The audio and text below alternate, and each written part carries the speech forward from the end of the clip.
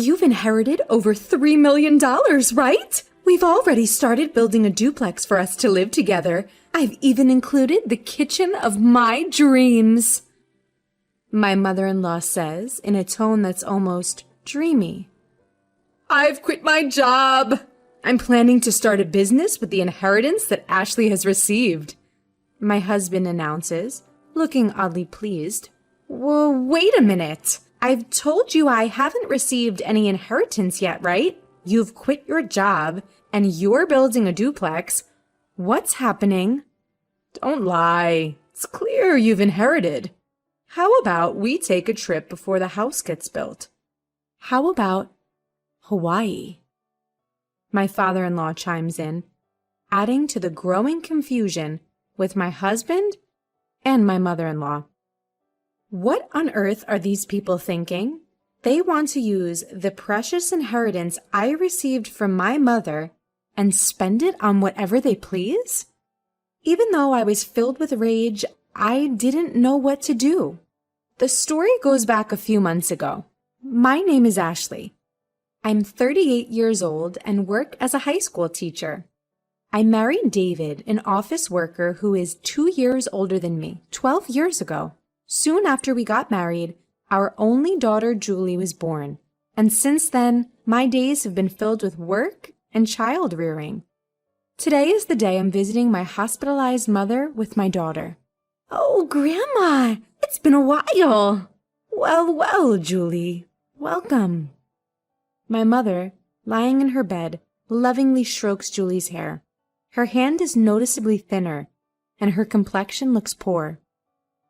Next to my mother's bed stands a middle-aged man wearing glasses and a suit.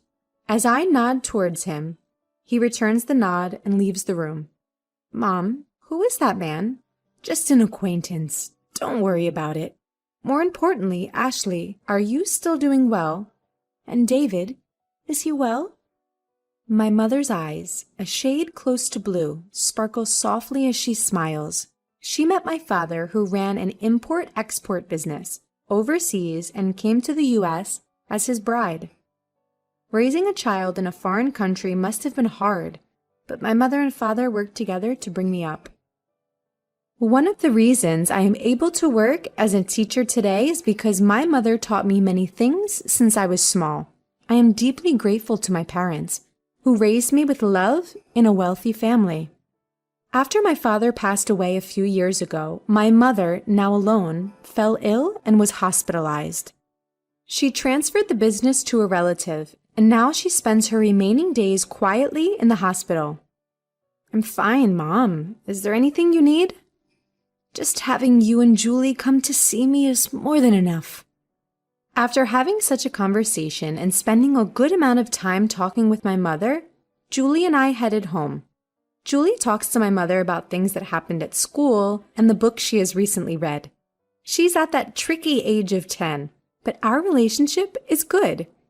Even if I take away my parental bias, I think she is a bright and honest child who is growing up well. We're home! Oh, welcome back! How's my mother-in-law doing?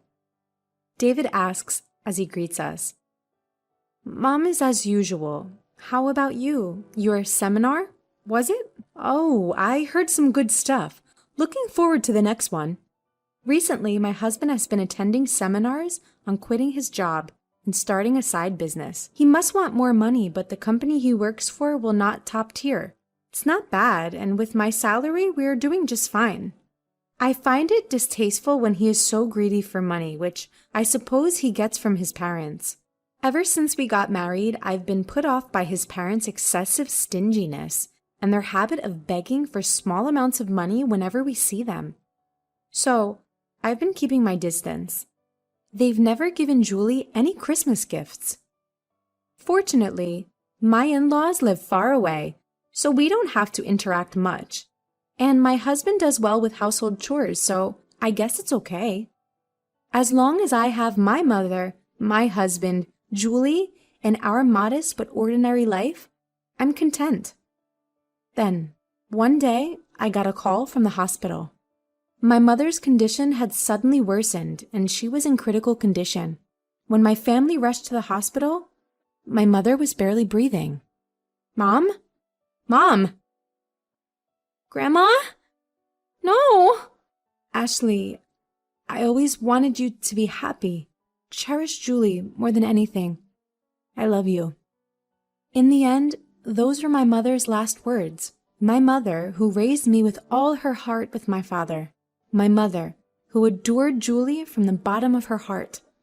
My mother's face in the coffin was peaceful, and all I could do was cry. Julie was by my side, crying with me. A little while after my mother passed away, an envelope arrived at our house. A law firm? Ashley was perplexed as she opened the envelope from an unfamiliar sender. Inside was a document stating, I have been entrusted with your mother's will, which leaves all of her inheritance to you. Ashley and her mother had never discussed the subject of inheritance before, so she was taken aback. However, since the letter had indeed arrived, she decided to visit the law firm on her own. Hello, I'm the attorney, Ed. The man who appeared was the middle-aged gentleman with glasses who had been present when she had visited her mother in the hospital. You were in my mother's hospital room before. Ashley questioned the man with the familiar face. Yes, we met in the hospital room, actually, from that time. I was entrusted by your mother. Hearing Ed's kind voice, Ashley found herself on the verge of tears. And then, I was shocked beyond belief. Whoa! 500 million? Yes, Ashley, when your father passed away, you waived your right to the inheritance, so your mother could receive it all, right? When you add that inheritance to your mother's personal assets, even after deducting taxes, this is the amount. Your mother has named you as the sole heir. My parents had indeed been wealthy, but I hadn't imagined that they had left such an inheritance. I had never asked my parents for money after getting married and avoided the topic of inheritance as it seemed unlucky. Feeling dizzy, I realized this must be an expression of love from my mother. With that thought, I left the procedures to Ed. Your mother cared about you more than anything. She instructed me to assist you if necessary. Please feel free to discuss anything with me. Thank you. I appreciate your help. Ashley bowed her head several times to Ed and left the room. Time passed, and it was around the time of her mother's 49th day memorial service. Her husband, David, began to frequently ask about her mother's inheritance. When they had married, her father was still running his business, so David was vaguely aware that they were wealthy. Each time she asked him to stop talking about it while she was still mourning, he would fall silent, only to suddenly bring up the matter of money after some time. The worst were my in-laws. When they came to my mother's memorial service, my father-in-law said, Ashley, if you are worried about the inheritance, we can help. Hey, we've had our fair share of disputes over inheritance when unmarried siblings died. Inheritance can be complicated. If you're troubled, feel free to talk about it. That's right. Rely on us too. Yes. Having never shown any inclination to assist them before, she could only give her in-laws a vague response as they put on a knowing facade. And then, about 3 months after her mother's death, David, who had been quiet recently, finally lost his patience. Hey, have you received your mother's inheritance yet? A bad feeling swept over her. Quickly, Ashley lied. The procedures are complicated, so not yet. In reality, she had already completed the procedures, and upon Ed's advice, had deposited the passbook containing the inheritance in a safe deposit box. But it felt right to say that now. Really? But it's been 3 months since your mother passed away, right? Haven't you done the procedures yet? Yeah, so what? Well, never mind. I'm going to bed. For some reason, David headed for the bedroom in high spirits. With a nagging unease in her chest, Ashley prepared for work the next day and then headed for bed. The next day, As Ashley and Julie were cleaning up after dinner, the doorbell rang. Julie hurried to the door, and when Ashley poked her head out from the kitchen, she saw her in-laws who had dropped by unexpectedly, and David returning from work. Why are my father-in-law and mother-in-law here? It's not a big deal. Julie, go to your room. Julie glanced anxiously at us and headed to her room. What's going on? Never mind that. Ashley, we have something to celebrate today. Ed, her father-in-law, was in high spirits as he opened their fridge and took out a beer. Celebration? You inherited more than $300 million, didn't you? We've already started building a duplex house for us to live together. It even comes with a dreamlike modern kitchen. The one who spoke in the dreamy tone was her mother-in-law. What? What are you talking about? Ashley, be happy. We've decided to build a duplex house.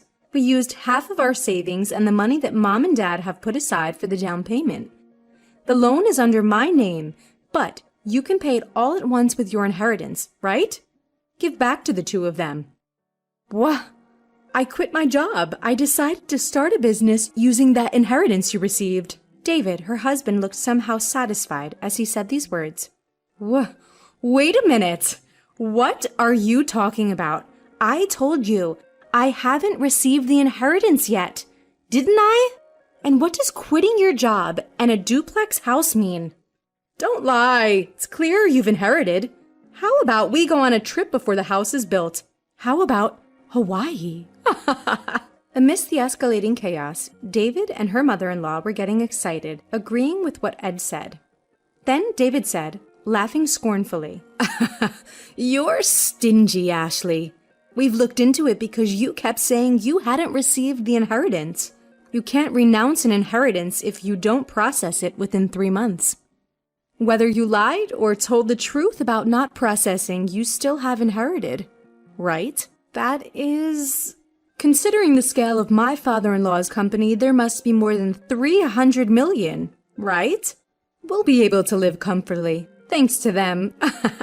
Thank you, mother-in-law. Be sure to prepare the money for the duplex house as soon as possible. And my capital, too. Seeing David speak like that made her dizzy. What on earth are these people who want to use my precious inheritance that I received from my mother as they please and indulge in luxury? Although I was filled with intense anger and was about to yell, I couldn't say a word. I was worried about Julie, who was in the other room. I'm going outside for a bit. I called out to the three of them, but they didn't hear me, happily discussing how they'd use the inheritance, and I went out without even taking my wallet.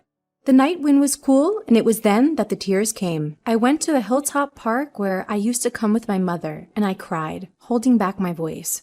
My anger didn't subside. Feeling frustrated, and my heart was worn out from being exploited like that. My emotions were a mess. But she couldn't just say she wanted a divorce. They still had their child, Julie. Her mother's words, "Take care of Julie, above all else," came back to her, and tears spilled again. Suddenly, someone spoke to her. Surprised, she opened her eyes, and the person began to speak softly.